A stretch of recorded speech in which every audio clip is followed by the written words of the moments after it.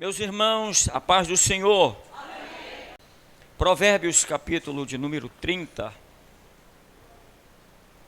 versículo 24 ao 27. Há 4 coisas bem pequenas na terra, que no entanto são mais sábias que os sábios. As formigas são um povo sem força, contudo, no verão preparam a sua comida. As lebres, povo sem força, contudo fazem a sua casa nas rochas. Os gafanhotos não têm rei, contudo marcham em bandos e se organizam. 28. A aranha se prende com as mãos e habita nos palácios do rei. Pode sentar, meus irmãos. Meus irmãos,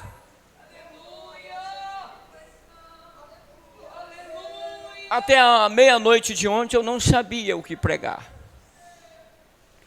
Um certo dia eu vi um pregador dizer assim: quando a gente não tem, vai o que repete mesmo. Mas não é assim não, irmãos. Lembra de Isaac cavando o poço? Cavar poço significa cavar oportunidades. E quando a gente não tem o que dizer, a gente acha quem tem. E na verdade, o que se fala à igreja não é produto da intelectualidade de nenhum pregador. Por mais simples que seja a mensagem, o importante é quando estamos debaixo da graça de Deus.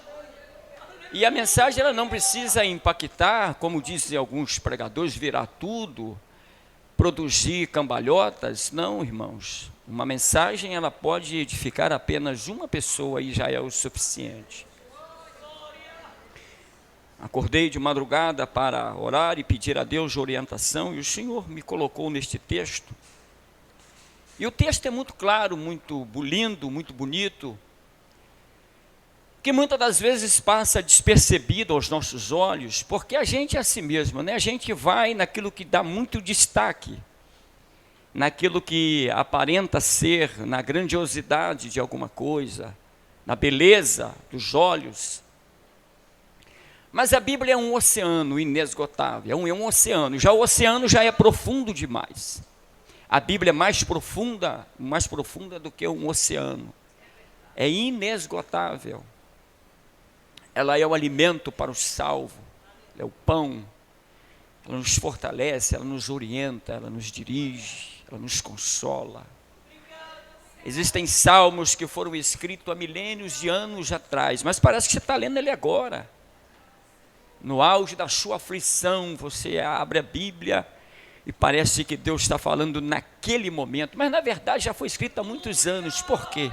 A palavra de Deus é preciosa, é grandiosa, é linda. Na verdade, o livro de Provérbios, ele não foi apenas escrito, as palavras, os últimos capítulos não foram escritos por Salomão. Provérbios é um conjunto de ideias, de sabedoria, de entendimento, filosofia da vida. E quando lemos que no capítulo 30, existem várias menções de ensinos edificantes para a nossa vida, e o livro de Provérbios é um livro prático, que nos dá conselhos breves a respeito da vida, das adversidades, dos problemas, das dificuldades. Ele nos ensina como proceder, como viver e sermos abençoados. No capítulo 30,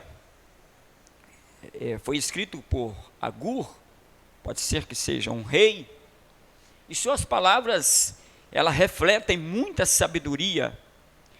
Pelo que nós subentendemos do texto, trata de um homem, um cientista, um biólogo que procura entender a natureza, procura entender os procedimentos, o comportamento. E aqui ele, no versículo 24 do capítulo 30, em todo o capítulo existem ideias a respeito da sua observação. A gente muitas das vezes não usufrui da vida porque corremos levantamos para o trabalho, vamos para casa, aquela correria, e não paramos para observar alguns detalhes. Este homem um dia ele parou para observar alguns detalhes, e a vida é feita de detalhes. Alguém disse uma vez para mim: Mauro, observe os detalhes, porque os detalhes fazem toda a diferença. E é verdade. Você faz um bolo, não é? O bolo pode estar bonito, mas ele vai ficar mais bonito se você colocar uma cereja. Então, às vezes, existe a cereja do bolo, é os detalhes.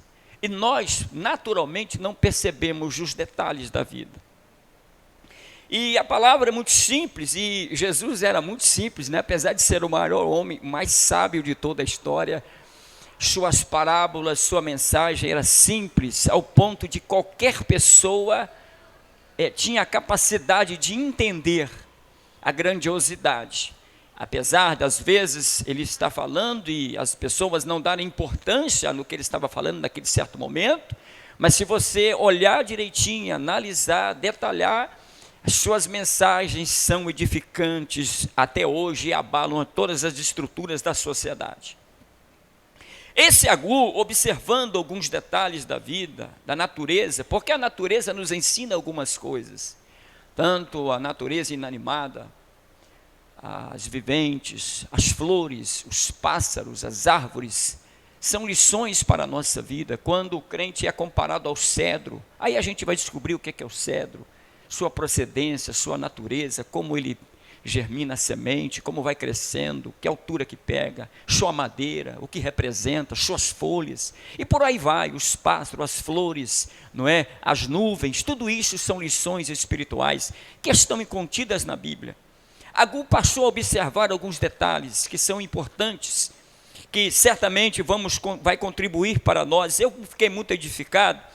É claro que usei alguns recursos, né, de consulta, dicionário, comentário, para que eu pudesse aludir a minha ideia e pudesse me dar uma visão mais ampla do que eu iria falar esta manhã, ainda com pouco tempo. E o rei aqui, Agur, na sua sabedoria, ele ficou observando algumas coisas. E a primeira coisa que ele diz é assim, no versículo 24, existem 4 coisas que são das mais pequenas. Como eu disse, irmãos, às vezes a gente se prende muito na grandiosidade do fato e não observamos os pequenos detalhes. E sabia que Deus trabalha nos detalhes? Diga para o seu irmão que está do seu lado aí, me dê esse respeito, diga, olha, Deus trabalha nos detalhes. Às vezes nós não percebemos, mas Deus está. Você acredita que Deus está trabalhando por você? Você pode até não estar vendo, mas Deus está preparando tudo. Aleluia! Ele está colocando uma mesa.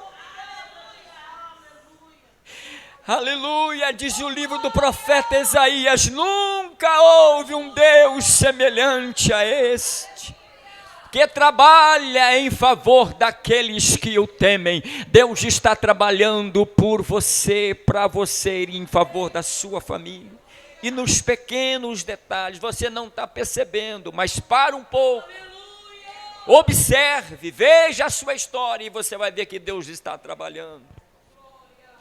Ele disse, há 4 coisas que são das mais pequenas da terra, porém, as mais sábias. Ou seja, essas 4 pequenas coisas que ele vai ilustrar agora, parecem ser insignificantes, parecem não ter importância, parece não ter significado algum para nós, mas ela sim retrata algo de edificante para nós, porque a natureza nos ensina como viver, os animais, os peixes, né? Há pouco tempo mesmo eu estava vendo um pássaro pescar um peixe, impressionante, irmãos. Impressionante, ele pega um pedaço de pão, joga-se no mar, na água, quando o peixe vai aproximando, ele pega com o bico e vai jogando para cá, quando está pertinho que o peixe pega no pão, ele vai e pega e pesca o peixe. Quem que ensinou esse pássaro a fazer isso? Não tem como explicar, irmão, é um negócio assim. Eu estava falando no curso há poucos dias agora sobre a formiga, irmão. A formiga descobriu que tem semente que germina, mas tem semente que se ela não dividir em 4, em semente, eu esqueci a semente, me desculpe, porque eu não ia falar sobre isso, Mas aí ela pega a semente, ela sabe que se ela não dividir em 4, a semente lá vai germinar dentro lá da sua casa e vai explodir tudo. Então ela reparte em 4. Tem semente que ela reparte em 2. Quem ensinou essa foi o próprio Deus. E o que ele faz isso? Ele pega a natureza para nos ensinar lições espirituais. Amém? E ele disse, tem 4 coisas que são demais pequenas, porém sábias, bem providas de sabedoria. Sabedoria não é adquirida nas catedrais, nas faculdades, nas universidades. Claro que lá a gente aprende muita coisa, mas a sabedoria é diferente de inteligência. A sabedoria reflete algo que você vivenciou da sua vida. Por isso que a sabedoria é aplicada àquelas pessoas que são mais idosas, mais tempo de vida, porque teve uma experiência e ela serve para aconselhar as demais. E aí disse assim, olha o texto, mas as formigas são um povo impotente, todavia no verão prepara a sua comida. Todos nós sabemos aqui, irmãos, a formiga, por mais grande que seja, ela é de pequena estatura, de pequeno porte. E aí ele disse assim, olha as pequenas. Ele começou a olhar, a observar o trabalho, a vida, a natureza. E em primeira mão ele começa a observar as formigas. São um animal pequeno, pequenininho, não tem importância nenhuma, não é? Pequeno. E aí ele disse assim, olha, é um povo impotente, não tem força. Claro, não tem, a única coisa que tem é quando ela pica a gente, né? Mas não é como o rinoceronte, como o leão. É impotente, é fraco, é frágil. Mas ao observar as formigas, esse homem teve uma visão completamente diferente, porque apesar da sua impotência, não é? E de vez em quando eu vejo ali na minha casa, eu não tenho terreno, mas eu saio assim para passear, e de repente eu vejo algumas formigas. Eu tenho certeza que você já viu também algumas formigas trabalhando. Ela pega em carreira assim, vai andando, e algumas, né, pela ciência, carrega muitas vezes o mais do peso dela, né? Apesar da gente achar que ela é de pequena força, mas no mundo da natureza ela é. Mas no seu contexto, ela carrega um peso mais elevado do que ela e vai em direção, não é? Nesse tempo, como a Bíblia diz aqui, no verão, e como nós bem conhecemos, se você olhar 4 coisas que são pequenas, uma delas é a formiga, um povo impotente, todavia no verão prepara a sua comida. A formiga entende que no inverno não vai poder trabalhar, então o que ela faz? Sabiamente, ela trabalha no verão, ela vai trabalhando, ajuntando a comida, e tudo é uma organização, tudo é bem organizado. Você vê as formigas vai andando assim naquela fileirinha, né? Parece que tem um comando, parece que tem alguém guiando, ela vai direitinho assim, trabalhando, e vai, e já entra ali na sua casa. E ao observarmos, e dentro da visão do escritor, ele observa que aquelas formigas, mesmo num tempo de adversidade, num tempo de um calor excessivo, muito quente, elas estão trabalhando, elas empenham. Para quê? Porque na visão delas, no inverno não vai ter um alimento. Então elas trabalham muito no verão, para que no inverno ela tenha condição de sobreviver. E claro, meus irmãos, que isto aqui é uma lição de aspecto histórico, de aspecto científico. A natureza está nos ensinando. Ele observou isso e escreveu essa questão aqui, porque ele achou importante este trabalho feito pelas formigas. Mas a tradução, o conceito é bem diferente, não é? O que na verdade ele está nos dizendo é que mesmo a formiga estando debaixo de um sol escaldante, quente, não é? Aquele calor excessivo, ela está trabalhando, e mesmo nas dificuldades, na adversidade, ela compreende que precisa trabalhar para sobreviver. E esta é a visão prática, a visão natural. Porém, a aplicação espiritual é muito mais profundo do que nós podemos imaginar. O que o escritor e o que o Espírito Santo está a nos dizer neste texto? Meus irmãos, nós bem sabemos que a vida ela não é fácil, ela não é um mar de rosa. Mas o que a Bíblia está nos dizendo neste texto? Ela está nos dizendo que mesmo nos tempos de adversidade, mesmo no tempo de problemas, existe uma forma da gente sobreviver, trabalhando. O que significa isso no mundo espiritual? Eu sei, meus irmãos. O nosso irmão estava cantando aqui, dentro da canção que foi, o Espírito Santo inspirou o escritor a escrever esta canção e muitas outras mais.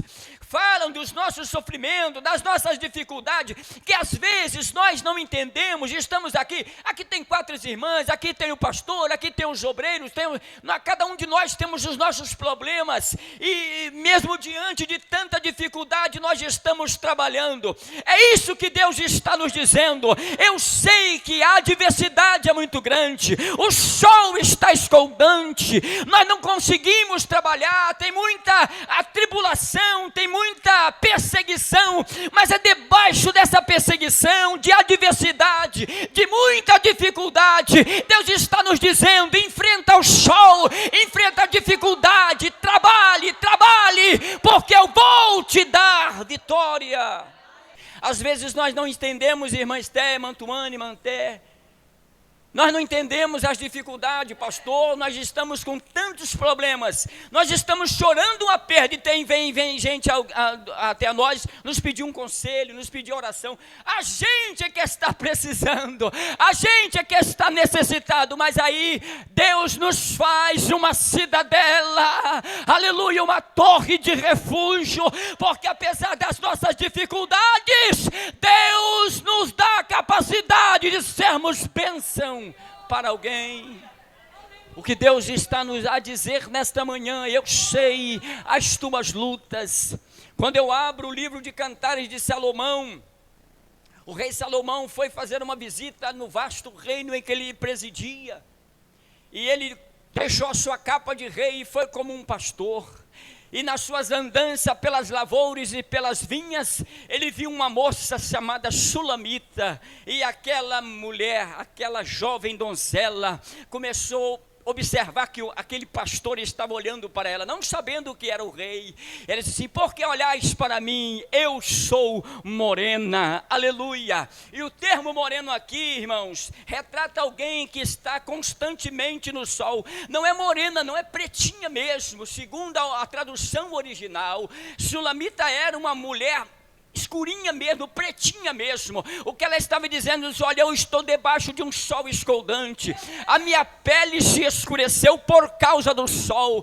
Fala, meus amados irmãos, do âmbito físico, mas no sentido espiritual, a igreja também sofre o sol da injustiça, da calúnia, da injúria, da maldição, da ameaça.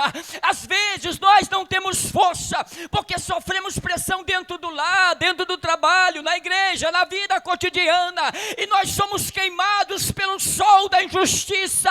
Mas eu me recomendo esta noite, a minha mente volta. Apesar de sermos queimados pelo sol físico, pelo sol espiritual, também somos queimados pelo sol da justiça, que é Cristo. Ele nos aprimora, Ele nos capacita, porque apesar da dificuldade, nós somos abençoados. Então, apesar da pressão, continue trabalhando, porque a dificuldade virá. Nós temos um mal, a gente só trabalha quando o problema chega, a gente só dobra a oração quando as dificuldades chegam. O que as formigas estão a nos ensinar aqui é que precisamos nos preparar para as adversidades, para os problemas, para as dificuldades, porque elas virão. Não pense que o mundo é um mar de rosa, nós estamos no deserto. A vida é feita de fases, é feita de crises, é feita de problemas. Então nós temos que estar preparados para enfrentarmos as adversidades que virão. E muitas das vezes é o retrato contrário. Eu fiquei imaginando o livro de Jó, quando ele, em uma das suas palavras, ao perceber e ao ver que tudo estava acontecendo ao seu redor, uma das palavras que ele usou foi: o que eu temia me sobreveio. Toda aquela calamidade, todo aquele problema que ele estava vivenciando naquele presente, ele trazia na sua memória.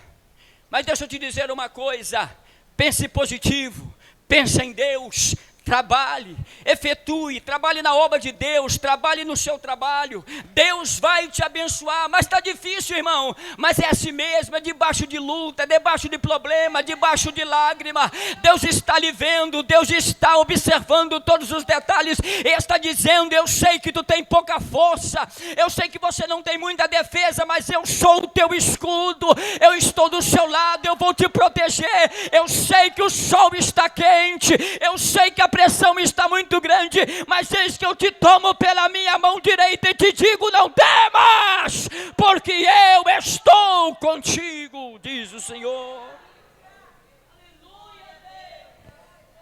Eu não tenho muito tempo, meus irmãos, mas no versículo 26 ele fala de outro.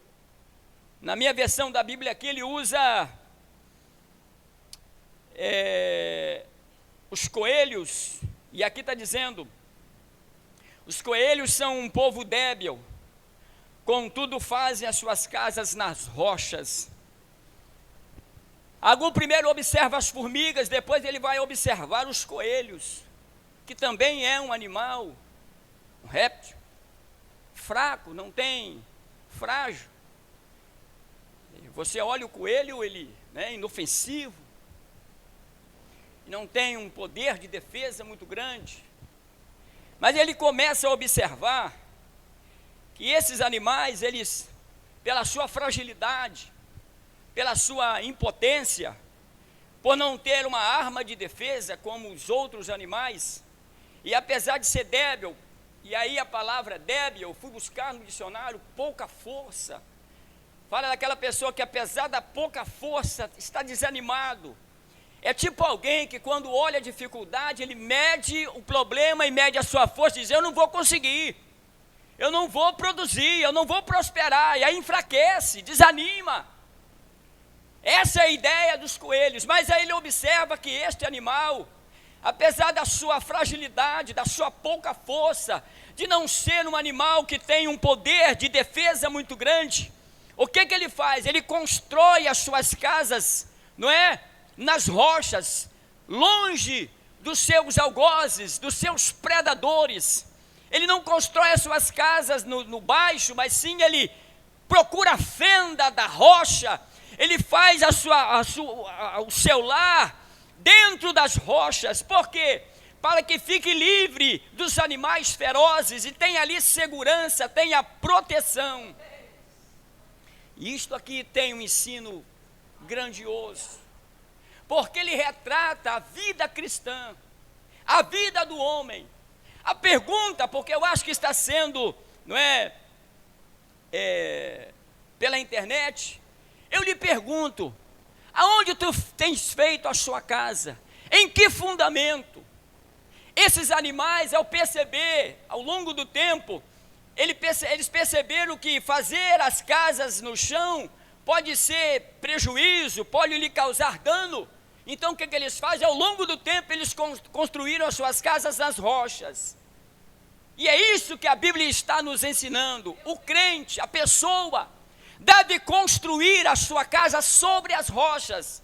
Jesus, uma certa feita, falou a respeito de duas pessoas, de dois construtores. Ele disse assim: olha, tem um que é nécio e vai construir a sua casa sobre areia. Mas quando vem a tempestade, quando vem a adversidade, quando vem o vendaval, ele derruba a casa. Por quê? Porque a casa está na areia. E depois diz assim: mas um outro construtor constrói a sua casa na rocha. Aí pode vir a tempestade, pode vir um vendaval, pode vir a chuva, passa tudo, mas a casa está firme. Por quê? Porque a casa está em um fundamento sólido. Em que está constituída a sua história? Em que está baseada a sua fé? Aonde você está construindo a sua biografia, a sua vida, a sua história? Na areia ou nas rochas? O que a Bíblia está nos ensinando esta manhã é que a nossa vida deve ser fundamentada em Cristo, que é a rocha inabalável. Ele nunca se abala, as suas promessas não se abalam. Ele é inabalável, ele é imutável. toda a nossa história, toda a nossa vida, toda a nossa fé deve ter Cristo como fundamento. Porque Ele não falha, porque Ele não mente, porque Ele não erra. Esses animais construíram a sua casa nas rochas, sinal de proteção, refúgio. Alguém que constrói a sua casa nas ilusões da vida, na história da vida, tende a fracassar. Mas quem constrói a sua casa, quem confia em Cristo, que é a rocha inabalável, pode vir o vento que for, pode vir a dificuldade que for, ele permanece firme em Cristo, porque o seu fundamento é Jesus. Um povo débil, contudo faz as suas casas nas rochas. Aonde tu tem construído a sua vida? Em que está fundamentado a sua fé? No versículo 27, temos outro exemplo. E os gafanhotos, aí ele começa agora a observar os gafanhotos. E sempre quando a gente observa os gafanhotos, a gente sempre leva para o lado negativo, não é? Principalmente ali no livro de Oséias, não é? Aqueles gafanhotos destruindo tudo, porque é realmente um inseto que destrói realmente a lavoura e traz muito prejuízo. E só que no livro de Provérbios temos um caráter positivo, porque na vida a gente tem caráter positivo e negativo, nem que seja uma coisa, a gente vai encontrar se a gente analisar. E aí diz assim: os gafanhotos não têm rei, contudo todos saem em bandos e se repartem. Eu fiz algumas anotações aqui, fazendo ali, porque por mais isso aqui é o seguinte: quanto mais você mexe, mais tem. A Bíblia é assim, irmão. Ninguém acha, isso aqui é sem fundo mesmo, isso aqui não é esgotável. Você vai puxando, igual aquela linha de tricô, vai puxando toda a vida, e Deus já te joga para um lado, te joga para o outro, e você vai aprendendo, e no final você fala assim: eu não sei é nada mesmo, eu tenho muito que aprender. E daí? Diz assim: olha, os gafanhotos não têm rei. O que ele observou no campo dos gafanhotos, na natureza, na vivência daqueles seres, é que eles não tinham líder. Mas quando aqueles insetos saíam, produziam grande destruição na lavoura. Mas como assim? Aí, o texto vai dizer: não tem rei, contudo, todos saem em bandos. O bando aqui, a gente, ao olhar aqui no âmbito da língua portuguesa, a gente acha assim, um povo tudo desgovernado. Mas se a gente for olhar para o aspecto interpretativo da língua original, eles se organizam e saem em dupla. Ou seja, eles são um povo frágil, não tem rei, não tem líder, mas tem organização e tem união. Pela união deles, pela unidade deles, por estarem juntos, eles causam uma grande destruição. Qual é a ideia? Isso agora no sentido espiritual. Qual é a ideia do nosso maior inimigo? Dividir o povo, separar o povo, porque ele sabe que eu tendo contenda com você, a Bíblia de Jesus diz assim: nenhum reino pode subsistir se ele estiver dividido. O diabo sabe disso e ele procura dividir através das injúrias, através dos problemas. Ele dimensiona uma palavra, ele fermenta uma palavra para trazer divisão, contenda e assim produzir fraqueza. O que este escritor está dizendo: esse povo de gafanhotos se torna um povo destruidor porque estão unidos. Jesus, na sua palavra, na sua oração ao Pai, disse assim: Pai, eu oro para que todos eles sejam um em mim. A ideia aqui, meus irmãos, existe uma mensagem no livro do profeta Isaías: um ao outro ajudou, e o outro disse: esforça-te. E é essa a ideia, irmãos, que Deus quer passar para nós. Nós precisamos estar mais unidos, nós precisamos estar mais entrelaçados, porque se nós estivermos divididos, nós tendemos a arruinar, tendemos a ser derrotados. Mas se nós estivermos unidos em Cristo, nada pode prevalecer contra a igreja.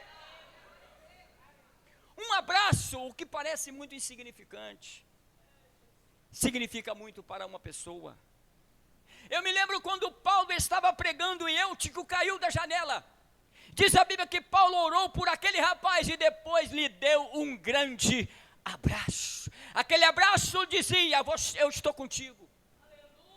Quando o salmista no Salmo 23 disse: ainda que eu andasse pelo vale da sombra da morte, não temeria mal algum, porque tu estás comigo.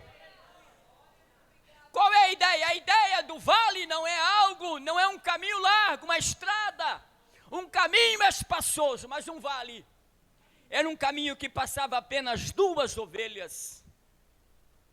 E quando uma ia encostada na outra, ajudava a outra a atravessar. E é essa a ideia, Tuane, que Deus está nos dizendo: eu só vou conseguir se você me ajudar. Eu só vou conseguir se você me der força na oração. Irmãos, nós temos aqui de vez, agora a metodologia mudou, viu? Porque Deus dirige a igreja, a Bíblia diz assim: não havendo profecia, o povo se corrompe. E às vezes a gente acha que a profecia é apenas de forma, assim diz o Senhor, não. Vocês estão percebendo que agora, em um certo dia, eu quero voltar um pouco atrás. Eu disse que quando Deus quer falar à igreja, Ele usa o anjo da igreja, sim ou não? É bíblico, isso aqui eu não estou tirando de trás da orelha. Para dirigir a igreja, me desculpe as irmãs, a igreja não é dirigida pelo círculo de oração, não é dirigida por pastores auxiliares como eu, que eu não sou ninguém também. Não é dirigida por nenhum grupo da igreja, a igreja é dirigida pelo Espírito Santo, mediando pelo anjo da igreja. Essa é a Bíblia que está nos dizendo. Agora vocês estão percebendo que algumas vezes o pastor está pedindo assim: dê a mão aos seus irmãos, vamos orar junto. Está percebendo que não foi uma vez só, várias vezes. É Deus introduzindo na mente da igreja: nós precisamos dar as mãos.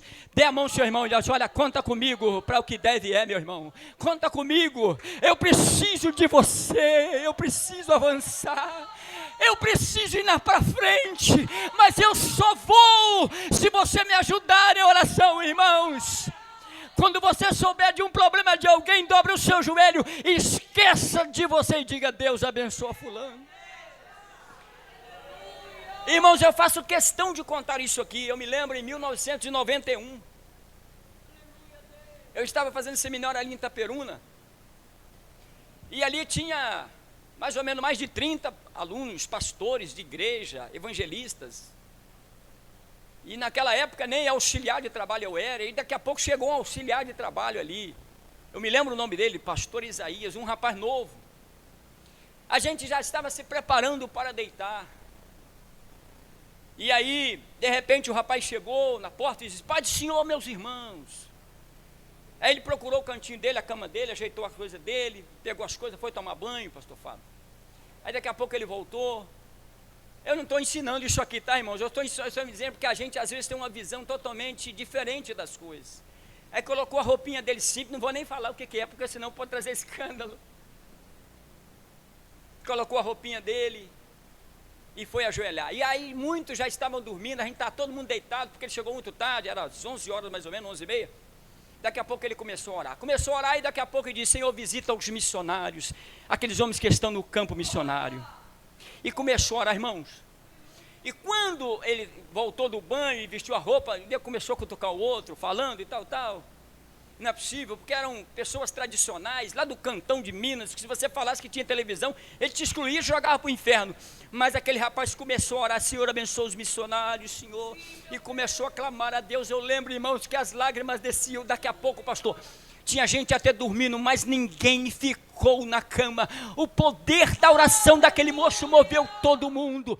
E todos os que estavam naquela sala estavam de joelhos dobrados, pedindo: Deus, tenha misericórdia, porque nós, irmãos, não reconhecemos o poder da oração. Às vezes nós oramos aqui e não sabemos o que Deus está fazendo lá, mas quando nós oramos a Deus, a dinâmica de Deus é mais surpreendente do que aquilo que nós entendemos. Deus transmite força para aquele que está em aflição, porque a oração é um bálsamo. Levante a sua mão para o céu e diga: Deus, me dá força para continuar, mas me ajuda a olhar para o lado e ajudar alguém. Eles andam em bandos, em dupla. Eu lembrei agora de quando Jesus disse assim: olha, vocês vão de 2 a 2. É de 2 a 2. Eu me lembro, a Bíblia é espetacular.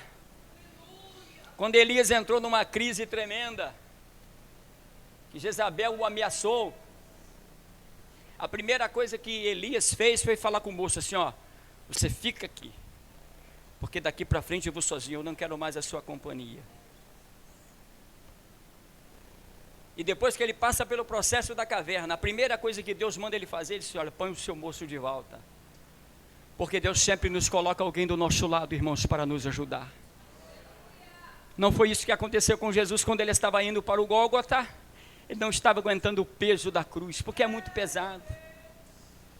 Aquela parte chamada patíbulo pesava mais ou menos 80 quilos. Um homem que foi chicoteado, estava com sede, com fome, passou a noite acordado, andando de lá para cá sendo julgado, estava fraco, perdeu muito sangue, com sede, com fome, cansado, com sono, e carregando ainda um madeiro de 60 a 80 quilos pelas costas. Não aguentou a cruz.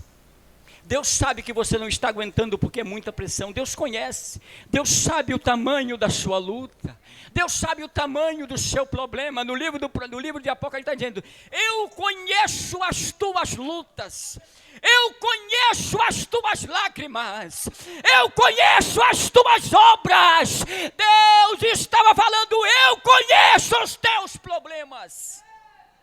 E quando Jesus não estava aguentando mais, saiu do meio da multidão um homem chamado Simão Cirineu. Aleluia! E os soldados o forçaram a carregar a cruz. Sabe quem é este? É o Espírito Santo, que nos momentos mais cruciais da nossa vida, quando a gente pensa em desistir, Deus, não aguento mais, eu não estou suportando mais, o Espírito Santo vem do nosso lado, fica bem pertinho de nós, e a Bíblia diz: com gemidos inexprimíveis. Ele conhece o profundo da nossa alma, Ele conhece o nosso interior, Ele sabe os teus problemas, e a bálsamo de Deus aqui esta manhã. Sigamos firmes. Eu sozinho não sou ninguém. Paulo tratou de um problema, não sei se não me falha a memória, os irmãos aí me corrigem, não sei se foi na igreja de Filipenses, havia 2 mulheres muito bem maduras, mas tinha um problema lá, Evódia e Sintique, né? Estavam de mal uma com a outra. Aí Paulo falou assim: olha, sinta a dor uma da outra. E aí, você olhando o comentário, você observando os detalhes, Paulo quis dizer o seguinte: Evódia, quando você for criticar alguém, primeiro você olha a dor da pessoa, porque às vezes a gente tem a tendência de criticar alguém, mas a gente não sabe o nível dos problemas que está enfrentando, das dificuldades, a gente não consegue medir o nível de pressão.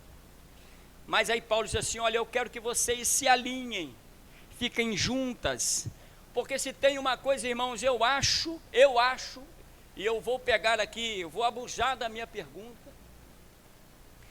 Como pastor da igreja, eu poderia perguntar ao pastor Fábio qual é o maior presente que ele gostaria de receber: uma BMW ou uma igreja desunida? Qual é o melhor? Ou, analisando, uma BMW ou uma igreja unida? Qual é o melhor presente para um pastor? O presente terreno para ele não vale absolutamente nada, mas você quer fazer um pastor feliz, irmãos, viver a igreja unida. Porque a igreja unida, ela segue avante. Mas a igreja dividida, ela não vai a lugar nenhum. Uma igreja dividida, uma igreja que não tem amor, que não anda junto, não tem condição de sobreviver. Mas uma igreja forte, unida, ela avança contra as portas do inferno. Então vamos seguir em frente. Pegue na mão do Senhor e me diz: olha, conta comigo para o que deve, viu, meu? Conta comigo na oração. Eu sei que eu posso contar com você, vocês olham por mim. Nós estamos unidos em Cristo. Para mim terminar, meus irmãos,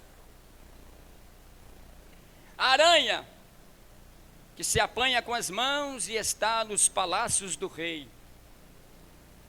A aranha é um inseto que está em quase todos os lugares. Você limpa a casa, depois de 2 horas você volta lá, tem uma aranha no cantinho, não é verdade? Estou mentindo? Está lá. Você tira a aranha, ela não sei de onde aparece lá. O que ele está dizendo é que esse inseto, ela procura os palácios do rei, ela se esconde lá, ela fica lá. E no sentido aqui, olha, a aranha que se apanha, no original, na Bíblia Strong, na Bíblia chave, que ela te dá interpretação tanto para o grego, do hebraico e também para o grego, não é apanha. Aí quando a gente fala de apanhar, é como alguém vai lá e apanha a aranha. Apesar de ser um animal, de ser um inseto inofensivo, algumas, né, principalmente a silvestre, você apanha com a mão, mas a ideia do escritor é muito mais do que isso. A palavra apanha aqui é prender, ficar presa. E isto retrata, irmã Claudilene, quando Deus nos transforma para o Evangelho, quando Ele nos faz o processo da regeneração, Ele nos prende no seu palácio, na sua casa. Mas não é isso que acontece, irmão. A Bíblia diz que há uma paz que excede todo entendimento. Ou seja, a pessoa está com muitos problemas, com muitas dificuldades, mas não deixa de vir cultuar. Está passando dificuldade, Deus está falando, Deus vai prover, mas a lata está vazia. Está desempregado, mas está dizendo, Deus vai abrir a porta. Quantas das vezes a gente está doente, ou vai orar por alguém doente, ou alguém doente ora por nós, porque existe uma paz que a gente não consegue explicar. Nós estamos agarrados nele, nós estamos presos nele, nós estamos no palácio do rei, e estar no palácio do rei é estar seguro, é estar no lugar próprio de fortaleza. A aranha é um inseto que não tem uma arma de defesa, mas ela tem segredos, ela é insistente. Você tira ela, ela volta. E assim é o crente teimoso. Nada consegue destruir o crente.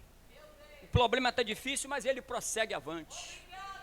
Ele vai chorando, mas prossegue avante. Ele não está entendendo a prova, mas ele continua, ele vai carregando, ele vai entendendo, ele vai trabalhando. Porque lá no final ele vai entender que Deus estava trabalhando desde o início para a glória dele.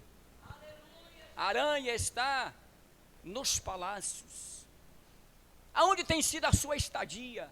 Está no palácio, não está na igreja todos os dias, mas é estar na presença de Deus, é ter contato com Jesus, é ter afinidade. Não é fazer como a igreja de Laodiceia, que ao expulsar Jesus da sua igreja, eles ainda trancaram as portas, e Jesus está pelo lado de fora. Eis que eu estou à porta e bato. Não havia comunhão mais, não havia intimidade, não havia proximidade. Mas eu e você devemos cultivar, estar na casa do rei, estar na presença do rei, porque no palácio do rei há bênção para todos nós. Que o Senhor nesta manhã venha nos edificar. E a mensagem principal: venha morar no palácio, venha estar na casa de Deus. Muitas pessoas têm buscado refúgio em muitos lugares. Existem pessoas que desesperadamente, principalmente nas grandes capitais, você vai para o Rio de Janeiro, que pode faltar tudo, mas o que não pode faltar é o Jornal da Manhã, e a página preferida é o horóscopo, para dar o destino para a pessoa. Nosso destino não está nos astros, na lua, no entrosamento, na união desses astros, mas a nossa vitória, o nosso destino, a nossa bênção, as nossas decisões, os nossos propósitos, está nas mãos feridas de Jesus. O horóscopo não pode determinar o nosso futuro, no mínimo ele vai nos enganar, mas Jesus, que é a rocha inabalável, e está sentado no trono, no palácio, tem a direção, tem a segurança, tem a vitória e tem a salvação. Que o Espírito Santo possa continuar falando ao seu coração nesta manhã, para a glória dele. Deus abençoe a todos os irmãos. A graça do Senhor Jesus Cristo, o amor de Deus, a comunhão do Espírito Santo, seja com todos vós, desde agora e para sempre. Todos digam amém.